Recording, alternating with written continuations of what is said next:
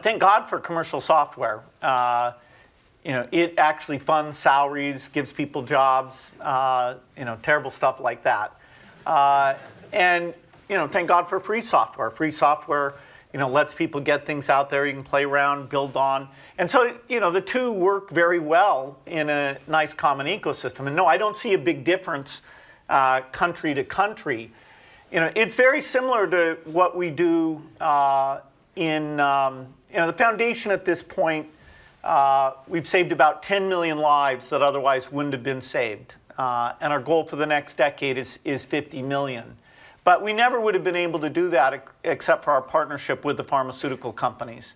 So thank God for patent laws that allow them to invent drugs that they get to sell, that then they get to hire researchers. They are phenomenal at understanding the drug libraries, the assays, the things like that. And in fact, none of their patents exist in any of these developing countries. So we never, contrary to what you might think in the press, we never run into IP problems. Not a single time on a single thing. Because in the poor countries we work in, the poorest 90 countries, nobody files patents, nobody enforces patents.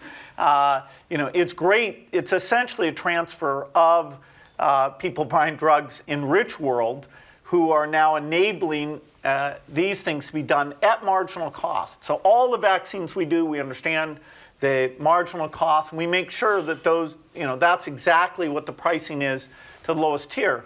In the same way that, say, a commercial software provider, we give the software away basically free to these educational projects, student-based activities. So you can do the tiering that actually, when you're in an intellectual property world where you want to fund the R&D, that works pretty well.